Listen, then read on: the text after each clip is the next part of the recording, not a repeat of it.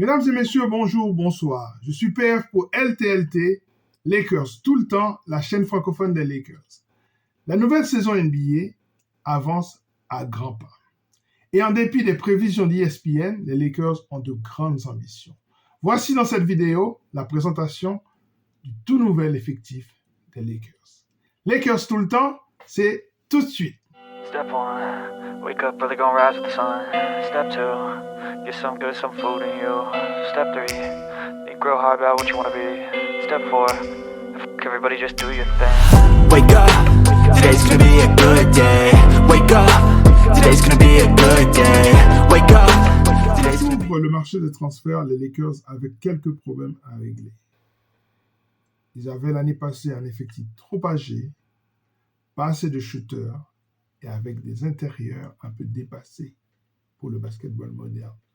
Ont-ils réglé ces problèmes? Step 1, wake up early, gonna rise with the sun. Step 2, get some good. Russell Westbrook est toujours là. Il doit tout faire pour réussir cette année. Il devra faire des sacrifices, peut-être accepter de sortir du banc.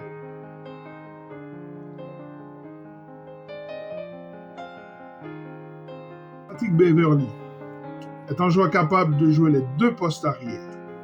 Nous savons qu'il est là pour la défense et son leadership. Kendrick Nunn a été blessé toute la saison passée. Ce n'est pas une grande vision du jeu avec lui. Ce n'est pas un grand passeur non plus. C'est plutôt un scoreur. Il a une moyenne de 15 points par match dans sa jeune carrière. On se souvient de lui lors de la finale de 2020 dans la bulle d'Orlando. Il était alors au sein de l'équipe de Miami. Les Lakers ont signé Lonnie Walker IV en provenance de San Antonio Spurs.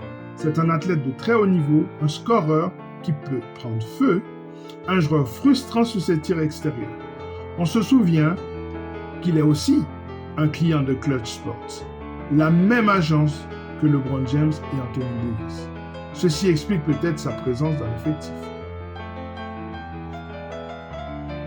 À cela, il faut ajouter Scottie Pippen Jr., le fils de la légende des Bulls, qui a fait une très bonne impression pendant la Ligue d'été et qui a reçu un contrat de type two-way. Ça veut dire qu'il pourra jouer une partie de la saison avec l'équipe G-League des Lakers, les South Bay, et l'autre partie avec l'équipe des Lakers. Step 1, wake up early, gonna rise with the sun. Step 2, get some good. Chez les ailiers, bien sûr, il y a LeBron James. A-t-on vraiment besoin de le présenter? Here comes LBJ! Look out! Anthony Davis est guéri, reposé et déterminé. Attention. Austin Reeves, c'est la révélation de la saison dernière. Un joueur intelligent dont on dit qu'il a progressé pendant l'été, notamment sur son tir extérieur. On se souvient de ce tir l'année passée face aux Mavs. James. Westbrook into James. Shot clock is turned off.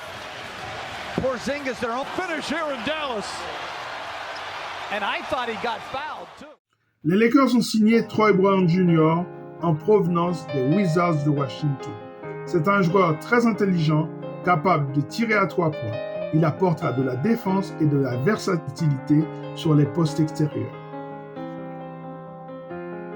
Juan Toscano Anderson, le Mexicain, est fraîchement titré avec les Golden State Warriors. C'est un joueur intelligent, capable de tirer à 3 points. À 29 ans, il apportera son expérience aux Lakers. Les Lakers ont drafté l'arrière Max Christie de Michigan State, la même université que Magic Johnson et Draymond Green.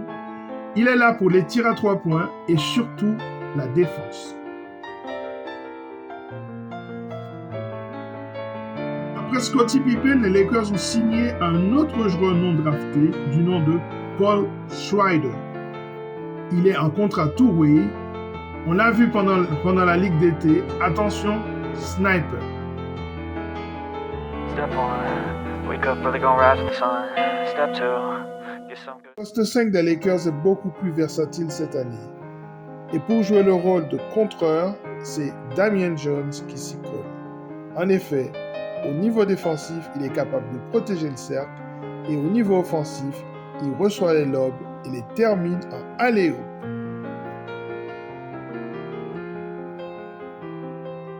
Thomas Bryant est un joueur qui a été drafté par les Lakers en 2010. C'est un big plus moderne, il est capable de finir au cercle et de tirer à 3 points.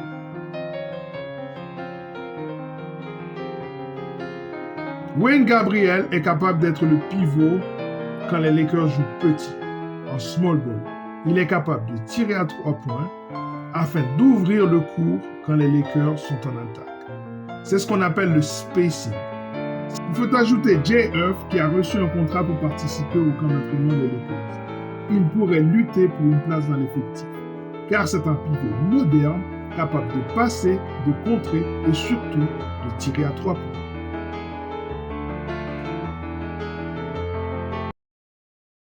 Comme on vient de le voir, le roster est beaucoup plus équilibré.